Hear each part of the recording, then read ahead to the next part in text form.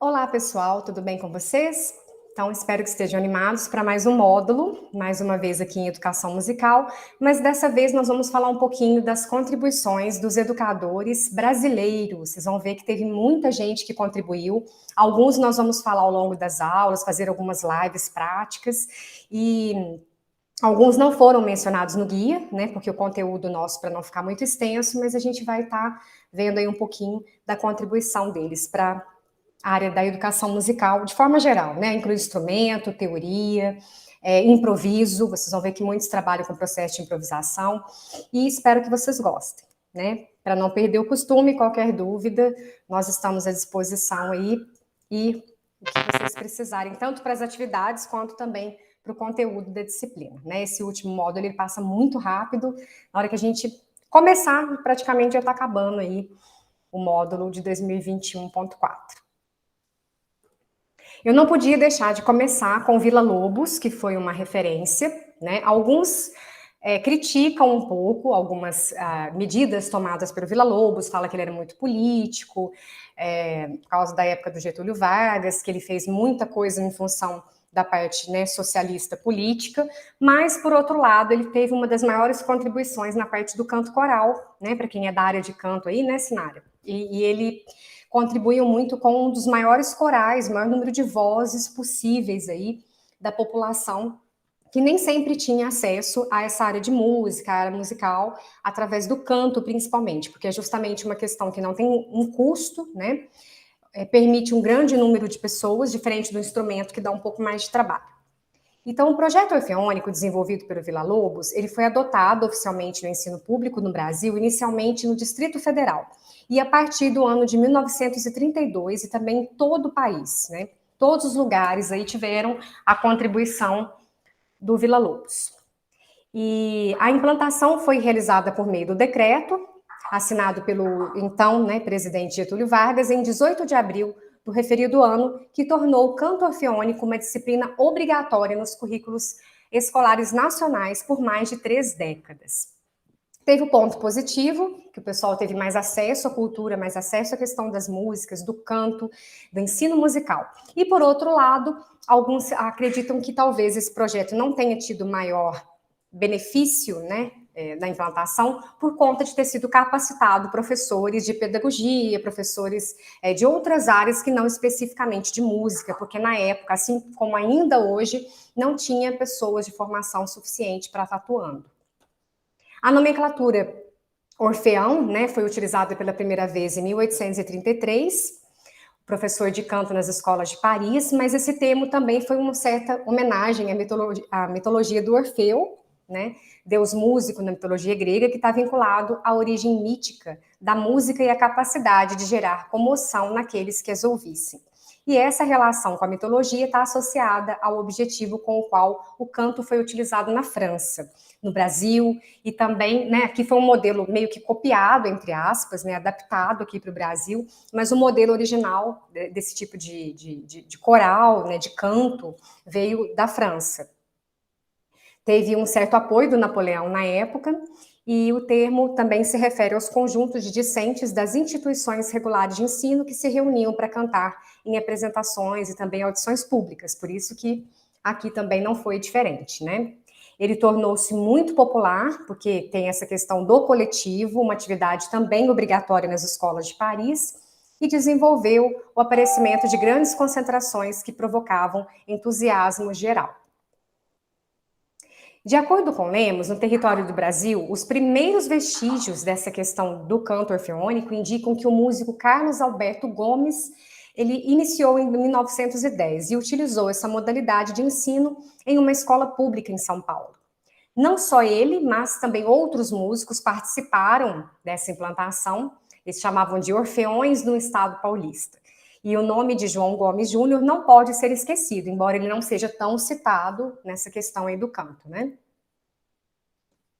E ainda sob a implantação, outros nomes aparecem, como Lázaro Rodrigues Lozano, que atuou no ensino de música na escola de Piracicaba, o Fabiano, que de igual forma atuou como professor na mesma instituição, e este coordenador de muitas apresentações orfeônicas em São Paulo, e João Batista Julião, que também auxiliou perto de João Gomes Júnior, tá? Eu que fiz questão de colocar alguns nomes que não são tão referidos como o Villa-Lobos, mas que também têm igual importância para a divulgação do canto orfeônico no Brasil. E depois da década de 20, o governo de São Paulo posicionou-se firmemente a favor do ensino de música, na modalidade orfeônica, nas escolas, nas redes públicas, com grande enfoque nas escolas primárias e também normais. Na era Vargas, né, o Villa-Lobos ele foi muito bem sucedido nos primeiros empreendimentos, né, as concentrações paulistanas, impulsionou o maestro a fazer um memorial do evento para entregar ao presidente da República. E ele tornou-se bem próximo ao Getúlio, né, com essas questões políticas também, a questão do hino, né, de cantar o hino. Então, esse projeto foi muito bem aceito e o chefe da nação assinou esse decreto número 19.890, que tornou obrigatório, e até então era só um projeto, mas passou a ser obrigatório, o canto orfeônico como disciplina em todas as escolas do Distrito Federal. O trabalho do maestro junto ao governo do Brasil levou o canto a tornar-se oficialmente uma disciplina obrigatória no ensino secundário, onde antes não tinha trabalho pedagógico musical. E naquele período, o renomado músico brasileiro apresentou as diretrizes do ensino de canto nas escolas públicas e também privadas e criou um conservatório, que é o Conservatório Nacional de Canto Orfeônico, para a formação de professores especializados. Então, aqui começou a divulgação, mas ao mesmo tempo, entre aspas, um erro, né, cometido aí pelo maestro, porque ele começou a capacitar profissionais para estar atuando nas escolas, tanto nas particulares quanto nas públicas. Como tinham pouquíssimas pessoas com formação específica, ele capacitou professores de artes, professores de pedagogia, de história e outros cursos também na época. E as primeiras demonstrações de grande porte ocorreram no estado de São Paulo, reunindo todas as classes paulistas. Como afirma, né, a musicóloga Ermelinda Paz, os estádios de futebol e outros locais no Rio seriam, na época, os palcos mais utilizados para essas concentrações. Então, os ginásios, né, ficavam lotados, as arquibancadas, com os participantes e o público assistia. Então, eram eventos de grande número de pessoas mesmo. Saiu até uma nota no jornal O Globo, falando da grandiosidade de uma festa de educação cívica, de arte e fé. No campo do Fluminense vibrou a alma nacional em expressões inéditas. A regência tríplice, aí ele está falando, né, elogiando do grande educador musical brasileiro, não se pode deixar de ver realçados o brilho e a galhardia com que se incorporavam essa festa de ritmo as bandas musicais do Exército, polícia, bombeiros e batalhão naval.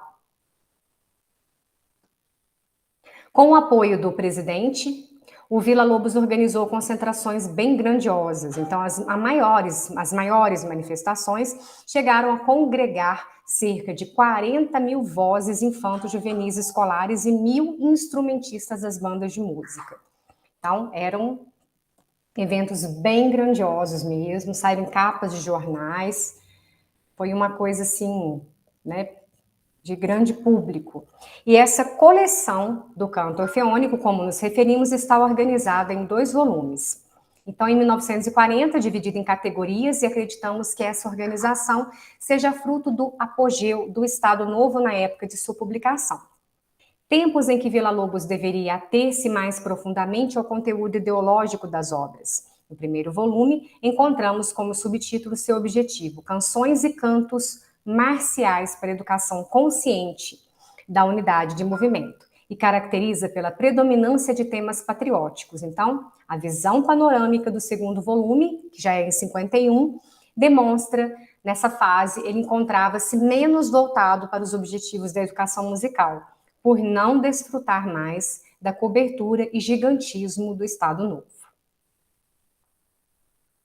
Na coleção Canto Orfeônico, entre ideologias do regime, está a exaltação, né, as representações sociais do trabalho. Então, nesse período, vocês vão ver que as músicas, né, estão tudo ligadas às profissões rurais, às profissões urbanas, e os ofícios mais ligados à implantação, à pecuária e outras atividades carregam conteúdos regionais e folclóricos, recolhidos pelas pesquisas desenvolvidas pelo maestro. Então, a gente pode ter como exemplo uma mulher rendeira, né, que todo mundo conhece, e ferramentas de composição também artificiais, utilizadas por Villa-Lobos na tentativa de abranger vários segmentos de cada profissão. Então, por exemplo, ele fez alguns cantos em homenagem às determinadas profissões, ou as que têm maior número de pessoas, como as costureiras. Ele fez uma embolada, ele faz uma menção a um ofício urbano, já que a mulher rendeira estava presente, então, né, para não deixar o do urbanismo de lado, ele fazia a mulher rendeira para do campo e as costureiras para o lado urbano, para não ser também, claro, esquecido. Então, aqui tem um pedacinho da letra das costureiras para vocês verem, né, um trechinho, praticamente um poema.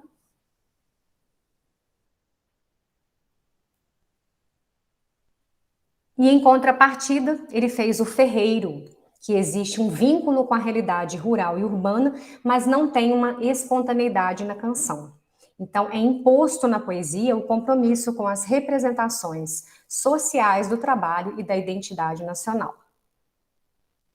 Aí aqui está a letra do ferreiro, que é, né, da parte dessa fase, né, das profissões. Também é interessante. E na canção do trabalho, a construção da representação social fica mais explícita na própria definição do trabalhar, que, segundo a letra da música, é lidar sorridente, mostrando o trabalho como um momento de alegria para o cidadão, tendo como resultado previsível o vencer na vida. De igual modo, a garantia do destino futuro da nação, por meio da felicidade do operário na labuta que, sorrindo, edifica a nação. Ele supervaloriza, né, o trabalho como uma atividade edificante, mas também alimenta as representações sociais, enobrecedoras, né, de um personagem importante no contexto do trabalho, para o regime que é o operário. Então, vocês percebem que tiveram também algumas fases, né? Teve a fase mais cívica, depois essa parte aí enaltecendo as profissões. Aqui tem um trechinho também da canção do Operário Brasileiro.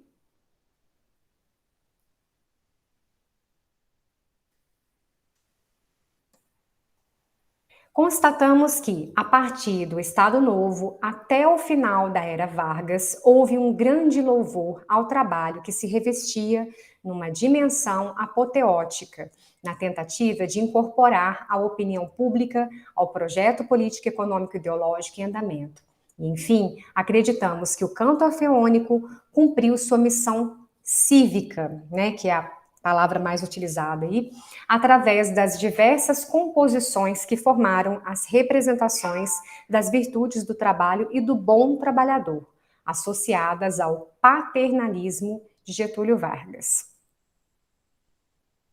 Aí tem né, falando aí das referências, aí vocês devem estar perguntando, aí questão de atividade prática, né, será que a gente consegue algumas atividades que a gente possa estar utilizando? Sim, se vocês observarem no guia de estudos, tem uma parte que foram colocadas algumas atividades práticas, tiradas dos livros, né, das pesquisas que foram realizadas, e vocês vão perceber que ele fala muito também essa questão da importância da audição, do saber ouvir, de desenvolver isso nos músicos. Vamos falar músico, não só criança, né, porque não falar de qualquer idade. Fala muito da importância de você incentivar a pessoa a uma escuta ativa, né, independente do estilo musical ou do gosto, tá?